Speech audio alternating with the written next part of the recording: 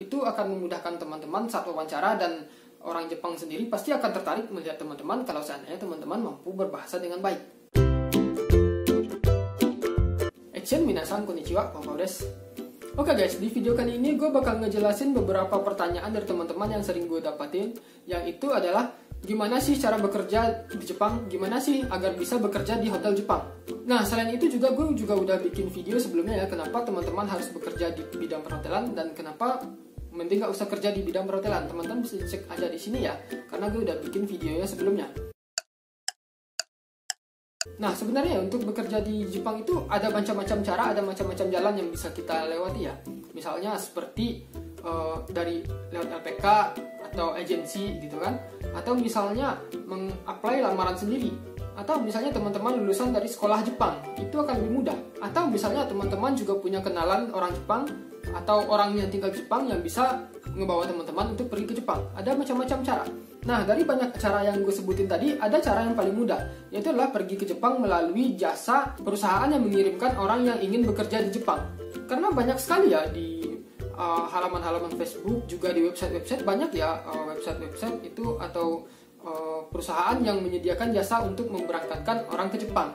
Terutama itu untuk visa pemagang, itu sangat mudah sekali.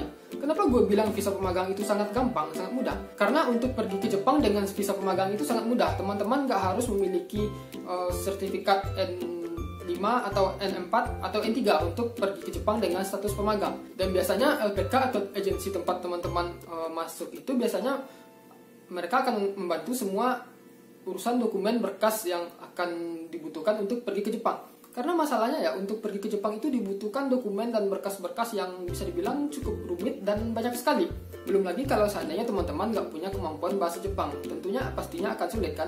Nah, saat teman-teman misalnya berada di LPK, teman-teman harus fokus terhadap tujuan teman-teman. Misalnya teman-teman ingin bekerja di bidang perhotelan, teman-teman harus mencari LPK atau agensi yang punya link untuk bisa mengirimkan teman-teman bekerja di bidang perhotelan. Nah, saat teman-teman udah menemukan LPK atau agensi yang memiliki link untuk bekerja di Jepang, teman-teman harus fokus terhadap tujuan teman-teman tersebut. Karena begini ya, misalnya nih teman-teman punya teman satu perjuangan saat berada di agensi atau di LPK itu.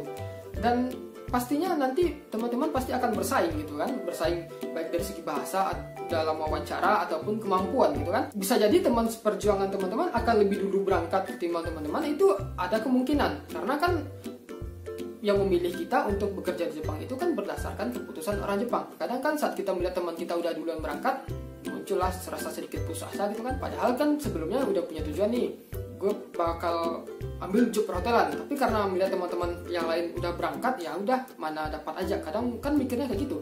Sama halnya kayak gue dulu, gue nggak sedikit pun kepikiran bakal bekerja di bidang perhotelan, karena gue dulu targetnya kerja di bidang pertanian dan malah masuk ke hotel. Dan usahakan sebelum teman-teman berangkat ke Jepang itu udah menguasai minimal N5 atau N4 untuk bisa ke Jepang, karena itu akan memudahkan teman-teman saat wawancara, dan orang Jepang sendiri pasti akan tertarik melihat teman-teman kalau seandainya teman-teman mampu berbahasa dengan baik. Dan bahasa di sini sangat penting sekali. Menurut gue bahasa Jepang saat kita nyampe Jepang itu sangat penting sekali. Karena bahasa ini merupakan komunikasi bagi kita, sarana komunikasi antara kita dengan orang Jepang, antara kita dengan perusahaan. Jadi kalau seandainya teman-teman punya kemampuan berbahasa yang cukup, nggak harus bisa, tapi cukup aja. Itu akan cukup membantu teman-teman dalam menjalani kehidupan di Jepang. Nah, gimana kalau seandainya teman-teman itu punya skill, punya pengalaman, serta punya kemampuan dalam berbahasa Jepang? Teman-teman bisa dapat dua opsi untuk bekerja di Jepang, yaitu menggunakan visa Tokutei no atau visa Gijutsu, visa engineering. Kedua visa ini sangat bagus sekali ya, dan gue juga salah satu orang yang termasuk tertarik dengan kedua visa ini. Dan kalau seandainya ada kesempatan, gue bakal ngelanjutin tinggal di Jepang dengan bisa menggunakan salah satu dari visa ini.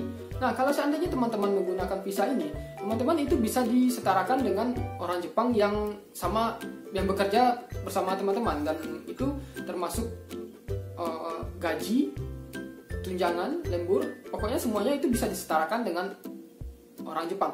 Tapi kalau seandainya teman-teman mengambil status visa Jisusei, mungkin sedikit terbatas ya. Sebenarnya kan kalau Jisusei ini lebih ditujukan kepada pembelajaran ya, pembelajaran bagaimana seseorang bisa belajar tentang pekerjaan yang dilakukannya, dan nanti bisa diaplikasikan di negaranya sendiri saat pulang. Nah, sebenarnya kan seperti itu. Bukan tujuan utamanya bukan bekerja, tapi kan belajar sambil bekerja. Nah, jadi dari gue buat teman-teman yang tertarik untuk bekerja di Jepang, cara yang paling mudah itu adalah lewat LPK atau agensi yang mengirimkan orang untuk pergi ke Jepang.